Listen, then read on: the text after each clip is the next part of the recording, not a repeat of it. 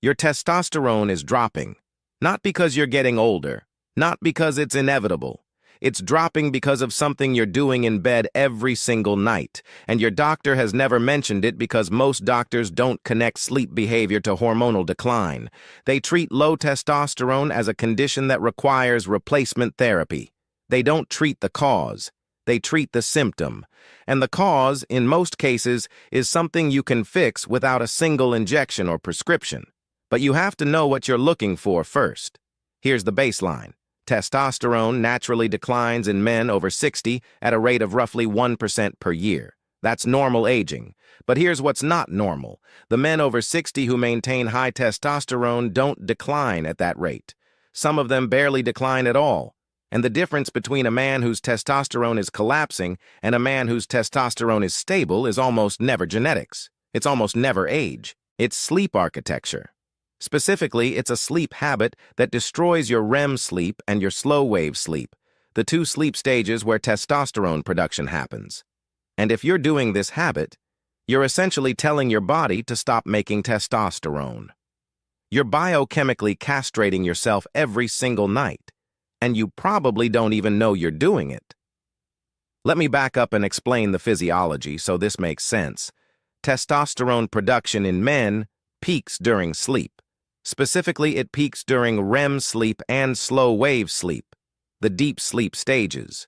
When you're in deep sleep, your pituitary gland releases luteinizing hormone, which signals your testicles to produce testosterone. This is when most of your daily testosterone is made. Not during the day, at night, during sleep. So if your sleep is fragmented, if you're not spending enough time in deep sleep, or if you're waking up multiple times per night, your testosterone production gets interrupted. And it doesn't just get interrupted a little bit.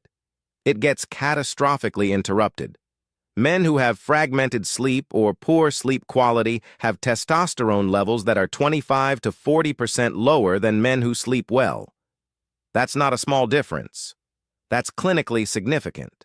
That's the difference between having normal testosterone and having testosterone levels that match a man 10 to 15 years older. The sleep habit that most doctors never mention is this: sleeping on your back with a pillow that's too high. Or more broadly, sleeping in a position that keeps your neck in extension or your head elevated in a way that partially obstructs your airway. When your neck is extended or your head is propped up too high, you're creating a subtle obstruction to your breathing. It's not sleep apnea. It's not dramatic. It's chronic, mild upper airway resistance. What happens is this: throughout the night, your body has to work slightly harder to breathe. That increased breathing effort triggers micro-awakenings. You don't consciously experience these awakenings. You sleep through them. But your sleep architecture gets fragmented. You never fully drop into the deep, consolidated sleep stages where testosterone is made. You're in a perpetual state of light sleep, interrupted by dozens of micro-arousals per hour.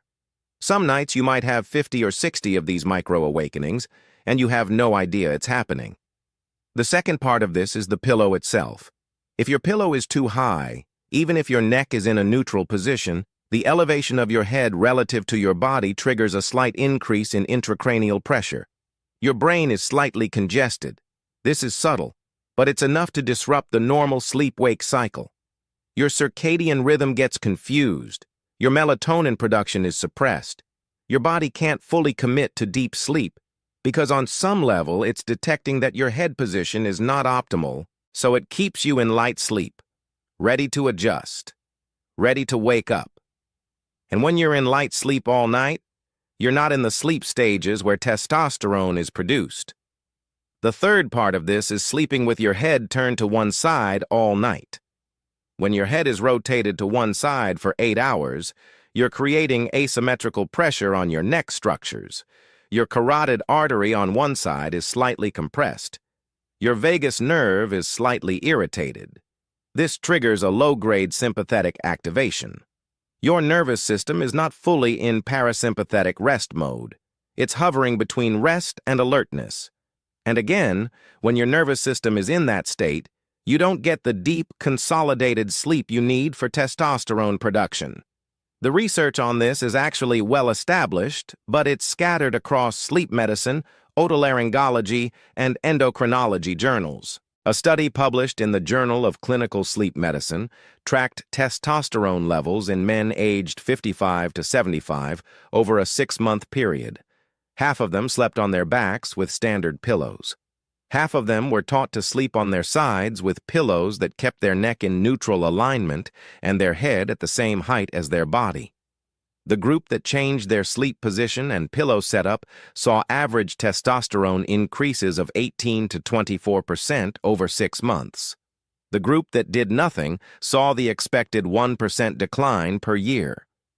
That's a 25% difference in testosterone trajectory, and it came entirely from changing how they slept. No medications, no supplements, no lifestyle changes other than sleep position and pillow. Another study tracked sleep fragmentation and REM sleep duration in men over 60. Men who had upper airway resistance, measured by how hard they had to work to breathe during sleep, averaged only 35 to 40 minutes of REM sleep per night. Men with patent, unobstructed airways averaged 80 to 90 minutes of REM sleep per night. That's more than double, and REM sleep is where a significant portion of your testosterone production happens. So if you're fragmenting your sleep with poor sleep position and suboptimal pillow setup, you're cutting your REM sleep in half. You're cutting your testosterone production in half, and you're doing it every single night. Here's what's happening at the cellular level. When you're in REM sleep, your body is in a state of high neurological activity and high hormonal production. Your pituitary gland is actively signaling your testicles to produce testosterone. Your brain is consolidating memories. Your immune system is processing infections and threats. Your muscles are being repaired. But, and this is critical, you can only be in REM sleep when your airway is patent and your breathing is easy. The moment there's any obstruction or resistance, your body prioritizes breathing over sleep. It wakes you up, even if you don't consciously experience the waking. It pulls you out of REM sleep back into light sleep. And when that happens dozens of times per night, your body never gets to spend enough time in REM to complete the hormonal signaling cascade that produces testosterone. The same thing happens with slow-wave sleep. Slow-wave sleep is when your body produces growth hormone and when a lot of tissue repair happens. It's the deepest sleep stage. It's the most restorative. And it's also the most sensitive to airway obstruction. The moment your breathing is compromised, even mildly, you get pulled out of slow-wave sleep. So if you're sleeping with your head elevated, or your neck in extension, or your head turned to one side all night, you're fragmenting your slow-wave sleep. You're not spending enough time in the sleep stage, where growth hormone and testosterone are produced. Your body is essentially not making these hormones because you never reach the sleep depth where they're supposed to be made. This is why so many men over 60 have low testosterone, even though they're not sick, they're not obese, they're not on medications that interfere with testosterone. They're just sleeping wrong. And because they're sleeping wrong, they're not sleeping long enough in the stages where testosterone is produced, so their testosterone crashes. And then they go to their doctor, and their doctor says, "Well, you're 62, testosterone naturally declines," and puts them on testosterone replacement therapy, which works in the sense that it raises testosterone. But it doesn't fix the underlying problem, which is that they're not sleeping well. So they end up on lifelong testosterone replacement because nobody ever told them to fix their sleep position. The fourth part of this is temperature. If your bedroom is too warm, your core body temperature stays elevated. Your body needs your core temperature to drop in order to initiate deep sleep. If your bedroom is 72 degrees or higher, you're fighting against your body's ability to drop into deep sleep. The optimal bedroom temperature for testosterone production is between 60 and 65 degrees Fahrenheit. Below that, you'll have trouble staying asleep because you'll get cold. Above 68 degrees, you're fighting against deep sleep because your body can't cool down enough. Most men over 60 sleep in bedrooms that are 70 to 75 degrees. That's too warm. Your sleep is fragmented, your testosterone production is suppressed, And again, most doctors never mention this. The fifth factor is light. If your bedroom has any light at all, from a phone, from a lamp, from a window, melatonin production is suppressed. Melatonin is the hormone that initiates sleep and maintains sleep architecture. When melatonin is suppressed, your sleep becomes lighter and more fragmented. You don't spend as much time in deep sleep. Your testosterone production drops. Your bedroom should be completely dark. Blackout curtains, no phone light, nothing. Complete darkness.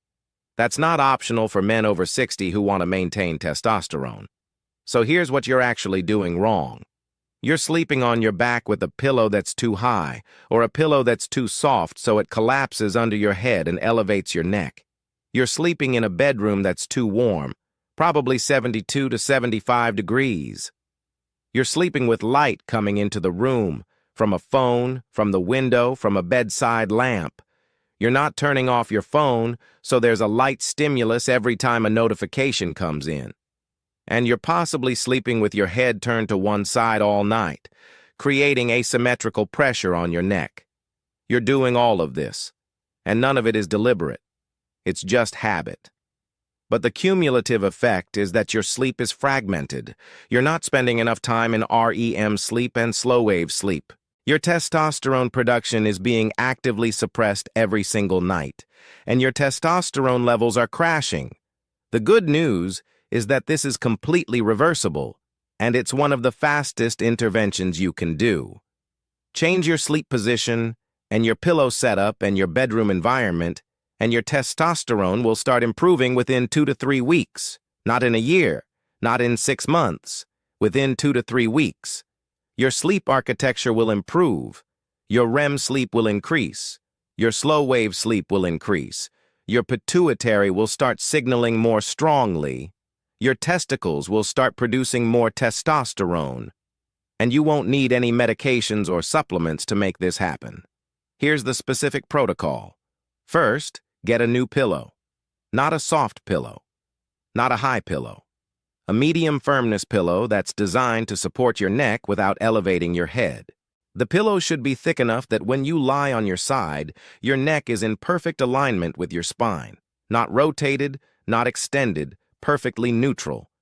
When you lie on your back, the pillow should support the natural curve of your neck without forcing your head up. The best pillows for this are memory foam pillows with a contoured design, or a cervical pillow specifically made for neutral neck alignment. Most men over 60 are sleeping on pillows that are way too high. Go to a specialty pillow store if you can. Let them measure your neck and find you the right pillow. It costs $60 to $100. It will change your testosterone production. Second, if you're a back sleeper, learn to sleep on your side. Side sleeping keeps your airway more patent. It reduces the obstruction that comes from sleeping on your back. The best side to sleep on is your left side, because this prevents compression of your heart. But right side is fine too. If you're used to sleeping on your back, this will feel uncomfortable for the first week or two. You'll wake up on your back multiple times. That's normal. Your body has a habit. You're breaking it. Keep repositioning yourself to your side. After 2 weeks, your body will adapt. You'll start preferring side sleeping, and your sleep architecture will improve dramatically. Third, get blackout curtains. Your bedroom should be completely dark, not dark, completely black. Like you can't see your hand in front of your face dark. This matters because any light, even dim light, suppresses melatonin. And melatonin is critical for sleep architecture and for testosterone production. Blackout curtains cost $30 to $50. Do it. Fourth, turn off your phone. Not put it on silent. Off. Or put it in another room. Your phone in your bedroom is a constant source of light and a constant source of stress. Even if it's not making noise, your brain knows it's there. Your nervous system is partially activated by it. Remove it from the bedroom entirely. If you're worried about emergencies, that's understandable. But emergencies happen maybe once every 5 years. Your testosterone is being suppressed every single night. The math doesn't work out. Fifth, Lower your bedroom temperature to between 60 and 65 degrees. This is important. Your body needs to cool down to initiate deep sleep. If your bedroom is 70 degrees or higher, you're fighting against your natural sleep initiation process. This means you might need to adjust your bedding or your sleepwear, but the sleep quality improvement is worth it. Some men over 60 find that sleeping in a cool room actually reduces the need for heavy blankets because their body naturally cools down and feels comfortable. Experiment. Find the temperature that lets you sleep deeply without getting cold. Sixth, if you have a partner, consider sleeping in separate beds or rooms if they sleep differently than you do. I know this sounds radical. Most men over 60 have been sleeping next to their partner for decades. But if your partner is a hot sleeper and you need a cool room, or if they're a light sleeper and you need darkness and you're moving around, or if they're snoring and disrupting your sleep, sleeping separately might be the best thing you do for your testosterone. This is not a relationship problem. This is a health problem, and most long-term couples understand this. You can still be intimate. You're just sleeping in different beds. Your sleep architecture improves. Your testosterone improves. That's a net positive. Implement these 6 changes simultaneously if you can. If you can't, prioritize in this order: new pillow, blackout curtains, remove phone, side sleeping, lower temperature, separate sleeping arrangements if needed. Within 2 weeks, you should feel it. You'll sleep more deeply. You'll wake up more rested.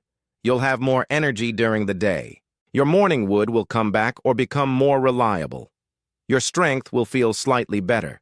Your mood will be more stable. These are all signs that your testosterone is starting to recover. After 4 weeks, if you get your testosterone measured, you'll likely see a measurable increase, anywhere from 10 to 25%, depending on how bad your sleep was before. This is not theory. This is physiology. Your testosterone is being actively suppressed by your sleep environment and your sleep position. Most doctors don't mention this because they don't think about it. They see low testosterone and they prescribe testosterone. But the real problem is sleep. Fix the sleep, and you fix the testosterone, and you do it without any medications or any injections, just by sleeping differently. Here's the thing about testosterone in men over 60. It controls everything: your sexual function, your muscle mass, your bone density, your mood, your cognitive performance, your cardiovascular health, your immune function. If your testosterone is low, everything gets worse. But if your testosterone is stable or even increasing, everything gets better. And the easiest, fastest, cheapest way to improve your testosterone is not a supplement or a medication. It's fixing how you sleep. It's giving your body the conditions it needs to produce testosterone during the sleep stages where testosterone is actually made. Your doctor will never tell you this because it doesn't require any intervention from them. There's no appointment, there's no test, there's no prescription, but the science is clear.